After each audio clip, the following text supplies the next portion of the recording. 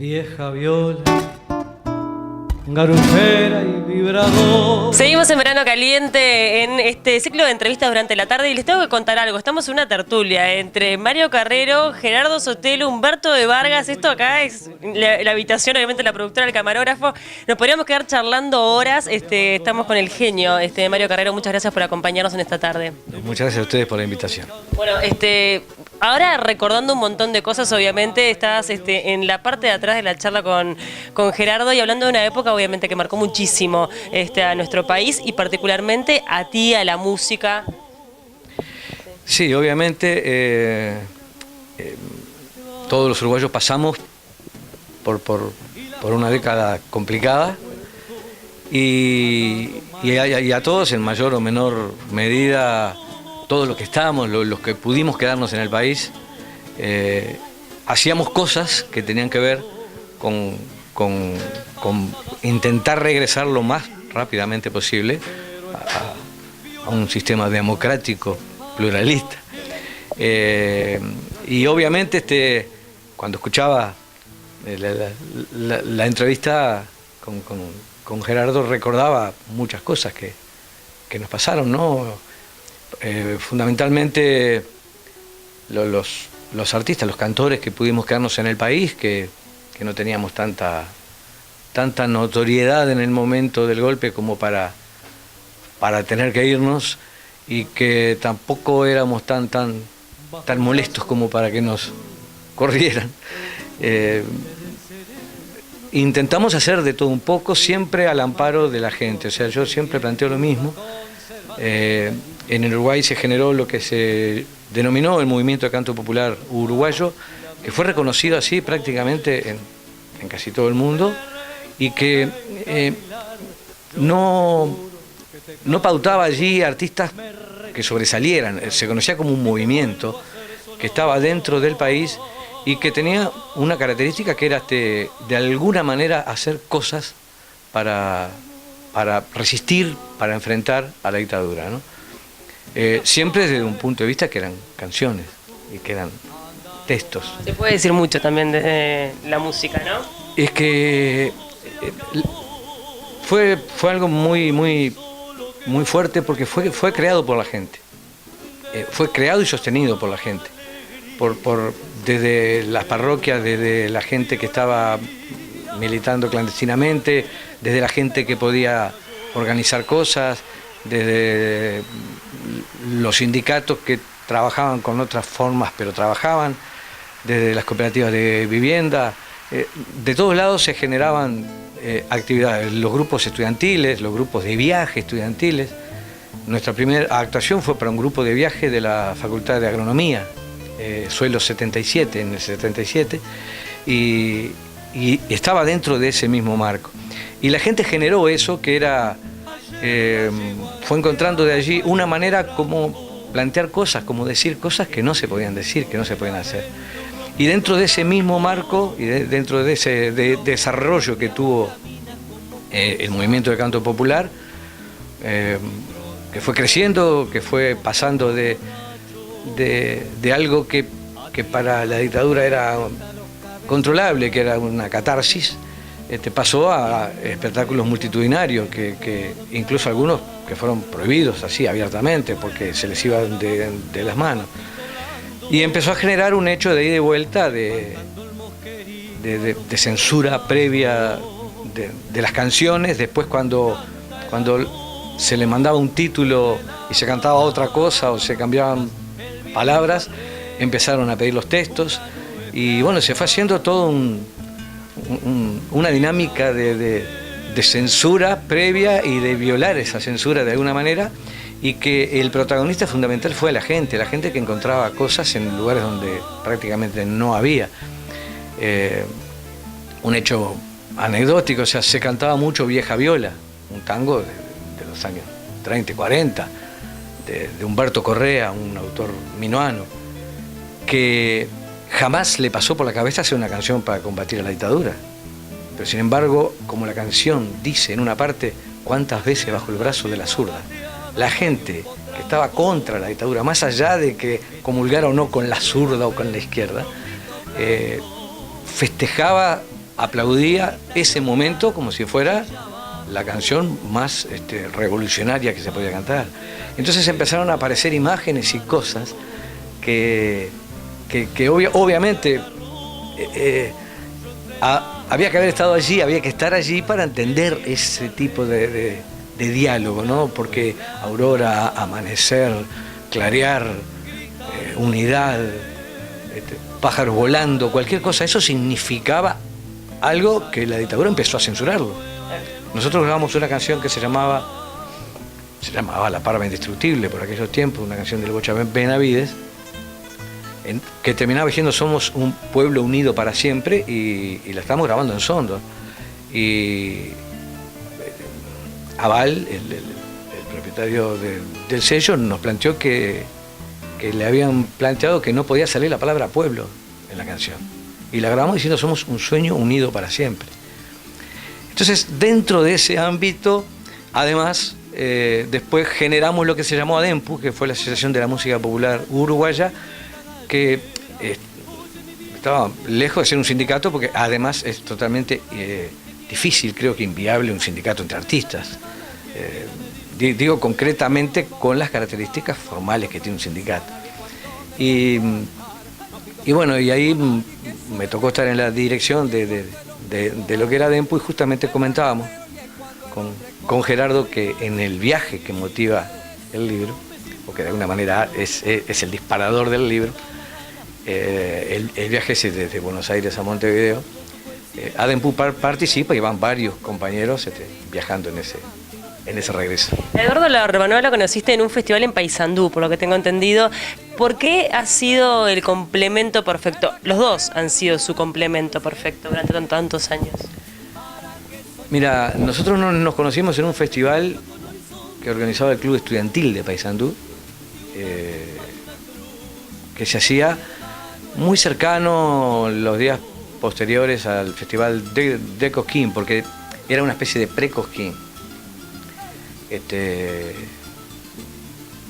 Mejor dicho, posterior a Cosquín, y donde los ganadores del festival después participaban con muchos de los artistas que habían estado ahí en Cosquín.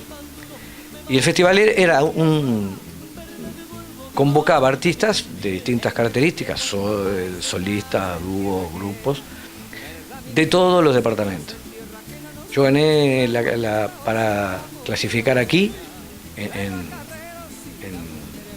Montevideo, en un programa que se llamaba Selecciones Nacionales, que se hacía en Canal 10, que conducía Julia Moller. Y Julia Moller incluso fue quien hizo la conducción del festival después en Paysandú. Y yo fui allí como representante por Montevideo, como solista, y Eduardo fue con el dúo que él tenía, se llama Los Eduardos, a competir por dúos por Tacuarembó. O sea que él ya estaba metido en el mundo de los dúos. Ella estaba en el dúo. Y te dijo venir para acá conmigo. Y bueno, y ahí nos conocimos, compartimos todas las noches que duró el festival, incluso estábamos casi todos los artistas estábamos alojados en el mismo hotel. Y bueno, me tocó en suerte ganar el festival. Y Eduardo tenía que viajar a Montevideo para grabar con Eduardo Darnoyans el disco Las Quemas. Tenía que acompañar en guitarra al Darno. Y bueno, ahí de las charlas, de todo lo que podía imaginarse que podía pasar, estamos hablando del año 1973, salió la idea de que se viniera con la delegación que venía hacia Montevideo. Y bueno, vinimos prácticamente toda la noche conversando de pila de cosas, y bueno, ahí se generó una amistad, una afinidad importante en cuanto a gustos musicales, estéticos, al quehacer con el tema del canto. Bueno, nos vimos un tiempo acá y después nos reencontramos en el 1977, que Eduardo ya estaba... Sin el otro Eduardo. Sin Eduardo Lago, y estaba encarando una actividad solista. Y eran estos momentos que hablamos hace un ratito atrás de esa ebullición del canto popular y del movimiento de canto popular. Entonces empezamos a cantar como dos solistas en las distintas actividades que se venían haciendo, algunas que se hacían en AEBU. Eduardo además era bibliotecario, daba clases de guitarra en AEBU. Y bueno, y allí empezamos a trabajar, empezamos a cantar en las distintas actividades, pero nunca como un dúo planteado así de su origen, sino éramos dos solistas que subíamos muchas veces a cantar juntos, porque en medio de toda esa dinámica de crecimiento del canto popular, en los primeros tiempos éramos bastante pocos. Recuerdo, sí, que los Peirú, bueno, que Darno, Guayino Carrasco y Cristina Fernández, estaban los Sucarapos Rocha, había gente haciendo cosas, pero éramos prácticamente recién empezando, ¿no? Los que iban cantando, que estaban arrancando también, se estaban haciendo cosas en la Asociación Cristiana de Jóvenes, de donde después aparece todo lo que es Falta y Resto. Bueno, en definitiva, nos juntábamos a cantar, cantábamos 2 o 3 canciones yo, 2 o 3 canciones él, y de repente nos acompañábamos en guitarra uno a otro, y fuimos sumando canciones en una especie de dúo que íbamos armando ahí. Tú eres un gran compositor, casi todas las canciones están compuestas por ti en el dúo. Prácticamente sí, te diría que a partir de un hecho bastante anecdótico. Cuando Alfredo Zitarrosa regresa al país, va a grabar un disco y quiere grabar un disco y no estaba armando un repertorio allí que no tenía mucho. Él siempre planteó que el exilio le había sido tremendamente difícil y que le había sido difícil crear en el exilio. Entonces, bueno, como que recién llegado también, como que estaba recién acomodándose. Y había empezado a seleccionar ahí algunas canciones, entre las que estaba, por ejemplo, Milonga de pelo largo de Dino y otras canciones más. Y en un ensayo del dúo escuchó 2 canciones que yo había escrito y que le gustaron. Entonces, en una oportunidad le comentó a Eduardo si sería posible para él grabarlas. Obviamente Eduardo le dijo, sí, habla con Mario, pero no creo que tenga ningún problema. Te imaginas que Zitarrosa que grabara lo que quisiera. Eran inéditas, nosotros no las... se llaman El corazón de mi pueblo y Mi pecho tiene un rincón. Esas 2 canciones se grabaron en el primer disco que grabó Alfredo acá. Y en la presentación, en la contratapa, un disco de vinilo, Alfredo dice, este joven poeta uruguayo, imagínate el tiempo que hace, y bueno, y a partir de ahí como que me puso el sello. Al otro día me estaba llamando gente a pedirme canciones. Yo había escrito algunas cosas que otras, pero tampoco me animaba a cantarlas mucho, pero fue así como que estaba autorizado después, nada menos que por Zitarrosa, a hacerlas, ¿no? Entonces, había escrito algunas canciones, incluso algunos fragmentos que el Bocha Benavides me había ayudado a hacer y habíamos escrito juntos, pero así solo ponerme a escribir, no. Y bueno, y a partir de allí fue aumentando la presencia de textos y músicas mías en canciones, yo qué sé, 8 letras, Santa Marta, Milagro, Hay quien pudiera. Temas que han quedado, que ya forman parte de la idiosincrasia. Y de los últimos discos prácticamente el 99% de las canciones son mías. No es por nada en particular. A mí siempre... El dúo como que se armó así. Eduardo es un excelente guitarrista fundamentalmente. Y yo me gusta cantar. Y la guitarra para mí es... No es peyorativo con la de compañeras, pero es un soporte para cantar. Eduardo puede estar horas tocando sin cantar, yo no puedo. Yo si no estoy cantando, no toco la guitarra. Ahí me está respondiendo porque son el complemento perfecto. Porque ahí está. ¿Por qué por ahí arranca? Bueno, vamos a hablar un poquito más adelante de lo que se viene, los proyectos que tiene obviamente la Urbano Carrero. Pero antes quiero preguntarte cuál ha sido el escenario más emocionante en el que has tocado. ¿Por qué? Y por qué ha sido algo que te ha tocado a ti internamente como artista, decir, bueno, bien, llegué acá, estoy acá. Es difícil, es muy difícil, ¿sabes por qué? Porque a mí me gusta muchísimo cantar.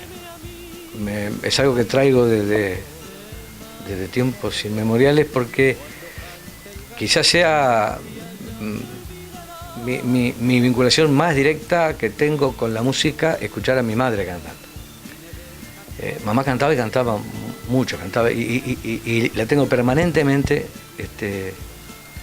en el oído. Recuerdo momentos incluso de cosas que mamá cantaba. Le gustaban las canciones mexicanas, le gustaba... Bueno, mamá descubrió a Citarrosa antes que yo le regalé para un día de la madre un disco de un cantor que ella adoraba y que yo no conocía, lo fui a comprar porque a ella le gustaba y era uno de los discos de Citarrosa, de los primeros. Y entonces para mí cada vez que estoy cantando es un hecho tremendamente emotivo. Y te podría decir que por un lado o por otro, por alguna razón o por otra, hay montones de canciones que me han quedado, de recitales que me han quedado. Por ejemplo, bueno,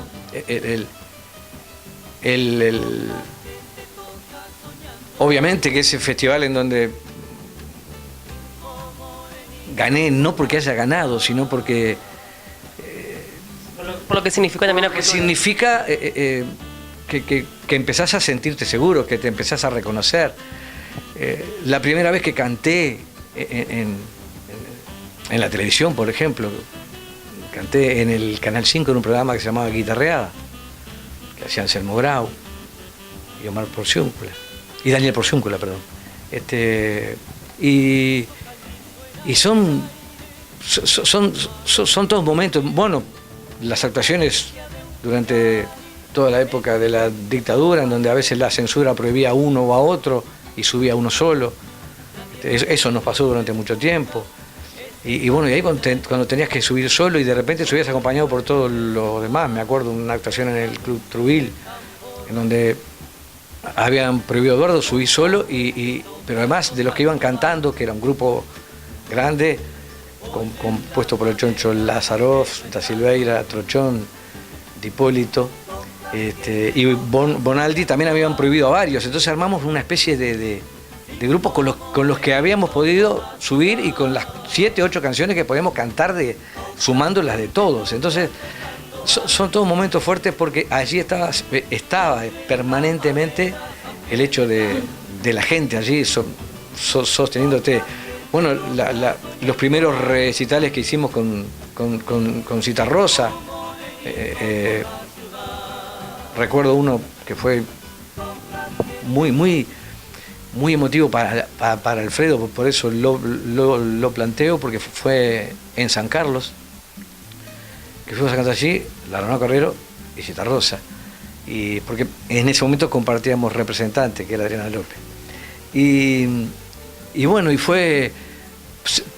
¿Te imaginas que yo me hice a cantar escuchando a Citarrosa y a los olimareños, después poder cantar con ellos sobre un escenario? También son momentos, pero después escuelas rurales, escuelas de 10 alumnos que se arma una actividad allí para juntar fondos, las comisiones fomento allí lo hacen y se juntan 2.000 personas, no sé de dónde, y es muy fuerte eso. Me ha tocado ir a cantar a escuelas, a comentar justamente canciones que he compuesto.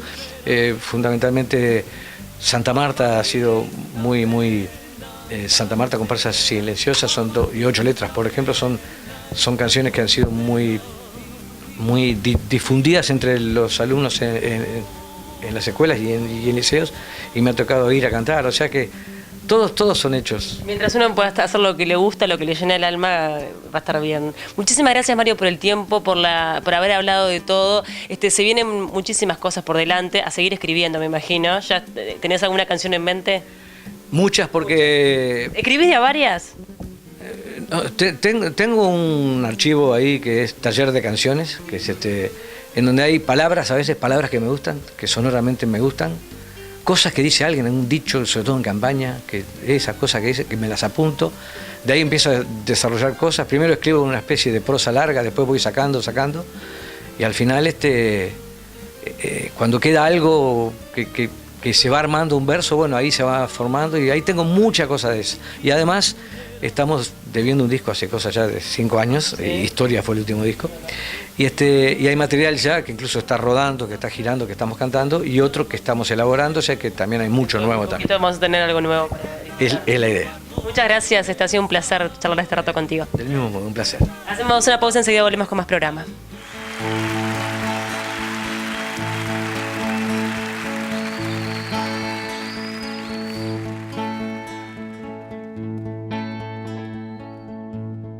Querida nieta, te cuento que tus abuelos maternos gustaban de la ciencia, tu abuelo paterno se dedicó a la música. Corrían los años 70 con presagios de tormenta. Nuestra inocencia no se daba cuenta. Querida nieta, te cuento que tu papá se graduó en economía. Si vieras cómo amaba tu madre la poesía. Los dos honraban la vida, los dos peleaban la vida, los dos soñaban con un mundo de utopía. Querida nieta, te cuento que por esos tiempos todo se nos prohibía: amar, pelear, soñar y honrar a la vida. Que era delito, decían, son peligrosos, decían los traficantes de la muerte y la ironía. Querida nieta, te cuento que tenías solo 3 meses, estabas en la cuna. ¿Cómo entender aquello? Tú no podías nada. Tu madre fue asesinada, tu padre fue asesinado. Los asesinos te llevaron secuestrada. Querida nieta, te cuento que tu nombre verdadero es Clara Anaí, la hija idolatrada de Daniel y de Diana. Los dos que honraban la vida, los que peleaban la vida, los que soñaban